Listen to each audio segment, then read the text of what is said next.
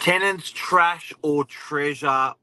What are the laws when a tenant abandons stuff inside a property? Stay tuned.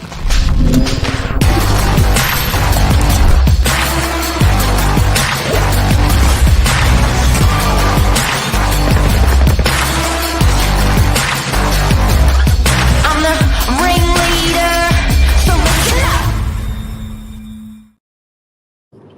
Guru Swami, Master of Property Management, Cleo Witt here. Thank you for coming on the show. Good morning. Thank you for having me. Why does my head look so big today? Because it's all black behind you, and it's all good. Whoa. I can go forward to make it look big. Whoa. I slept funny, and how I are put a you? line on my face. How are you on this rainy day? Yeah, good. I was just saying I slept funny. You know when you mush your face and then you get those weird sleep lines? I look kind of funny. Is there more mushing of the face as we get older? I think so. There's more skin to like sort of mold around. I call it Kentucky Fried Chicken skin. It's true. It's true. And bunking with the 2-year-old on the edge of the bed doesn't help. I was like on the side, like it's fun. Abandoned goods. So Yes. Cleos, where you're a property manager, and you're dealing with abandoned goods, but people out there in New South Wales, Sydney, Australia, sort of don't quite know the laws. Sometimes people overarch and overreach and go beyond what they should be doing. So we wanted to use this opportunity today for, potential tenants or potential landlords to understand what happens when they leave goods in a property, what you're allowed and not allowed to do within the letter of the law. Obviously, it changes from country to country, but we're going to talk about what happens in Sydney, Australia today. Well, typically, the early days of real estate, the ruling was based on if the cost to store the items outweighs the cost or value of those items, then you can pretty much dispose of them.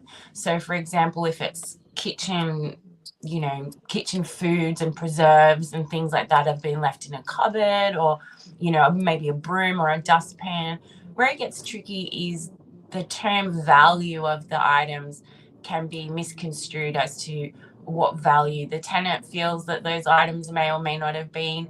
And so we find that most states now require an abandoned goods order from NCAT, which you have to apply for. So in the event that the tenants left artwork behind, or, passports, personal belongings, things like that, it doesn't matter if they're small or large. You can take them away and keep them in the office, but there is a time frame in which NCAT gives before you're able to get rid of those items. You have to exhaust all avenues in trying to contact those tenants that have left them behind, where it be phone call, email, everything gets documented, and then you give them a time frame. Sometimes when a tenant's evicted as well, through the sheriff, those items or belongings, they do have a 2-week window to collect those as well, depending on, when they can be back to pick them up, and you have to escort them there as well. So it's a big process with stuff left behind. It's not just the junk they leave outside on the the nature strip where council complains and strata write to you.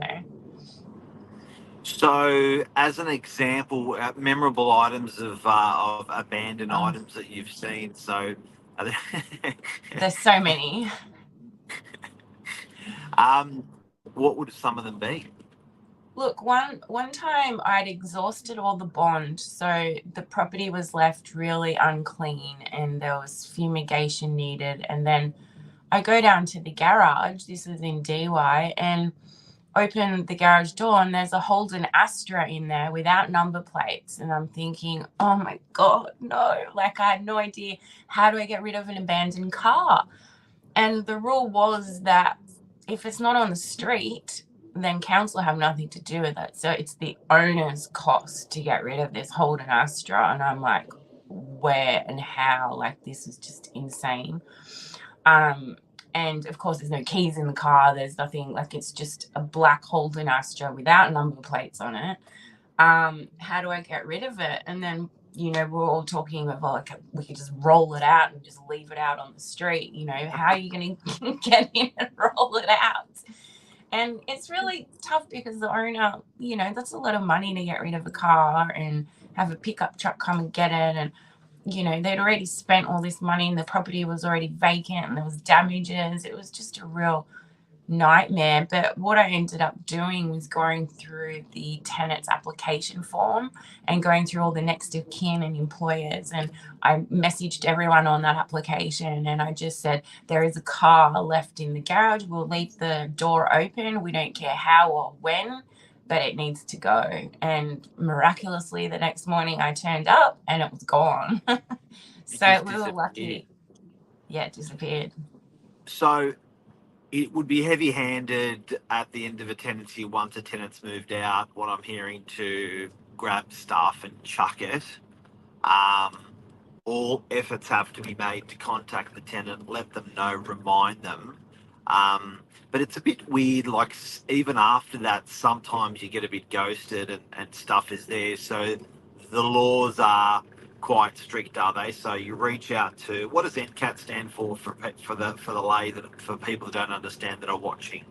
New South Wales Consumer Tenancy Tribunal. So it's there for not just real estate, it's there for consumers as well. So retail, if you went to the shops and you have a dispute over clothing or the tradies, bills, construction, it's all there and it all comes under that division.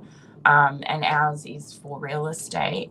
The process for abandoned goods, obviously you photograph all the items and you show a timeline of how you've contacted the tenant. So the software that real estate agents use aid in that recording process, phone call, tried this, tried that, tried this.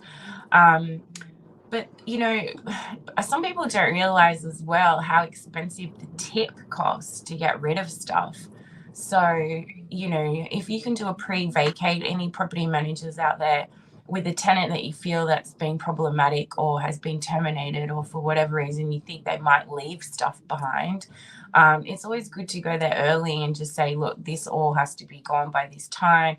Do a pre-run through the property, because, the handyman mattresses, all that sort of stuff, they cost a lot of money to dispose of at the tip. And you might not have that out of the bond if there's rent arrears as well, if it's been a difficult tenancy.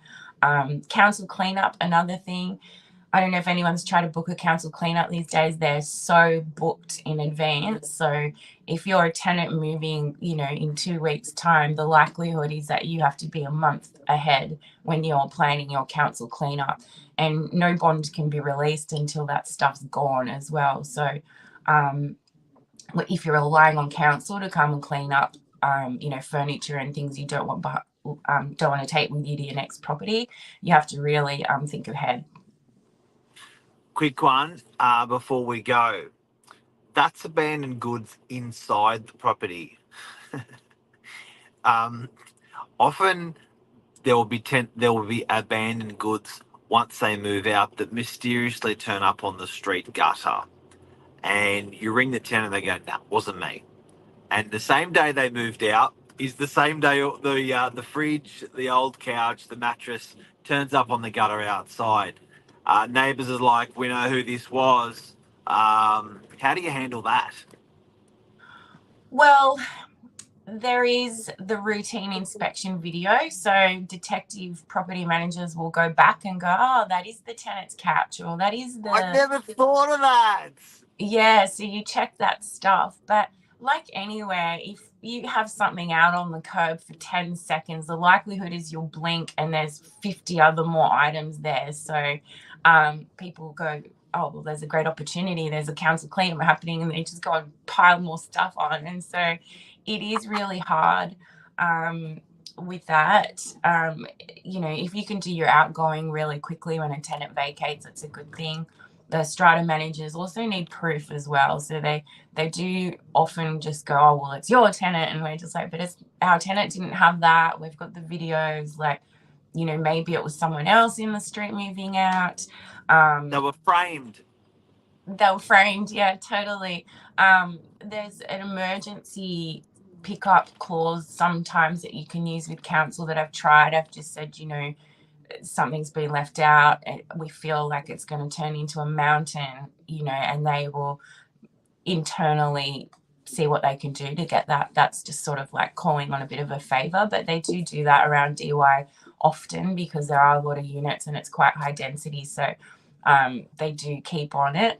My dad, I just got a funny story. We had this piano growing up and it was beautiful and huge and big, and nobody wants a piano. We couldn't take it to the new place, so we inquired and it was going to cost $350 for someone to take it away. And so my dad was like, no, I'm not paying that, especially since he paid to have it moved to 4 properties in our lifetime, and it was just nuts. So we booked a council cleanup and he hacked it up himself with an axe and a chainsaw and left it out on the curb, and council picked it up for And free. off it went. But I never thought about that abandoned goods on the outside of a property, twofold. One, who did it and how do you prove they did it? I love what you said about the routine inspection. And the second thing, it creates an avalanche where every other neighbour thinks there's going to be a council cleanup there, so they start dumping their stuff. It's sort of like this avalanche of stuff that turns up. So interesting stuff that we don't hear or see spoken about in the marketplace. So thank you for covering it today. No problem, anytime. You're a legend. Thanks, Cleos. See you, everyone. Yeah. Have a great day. Enjoy the rain.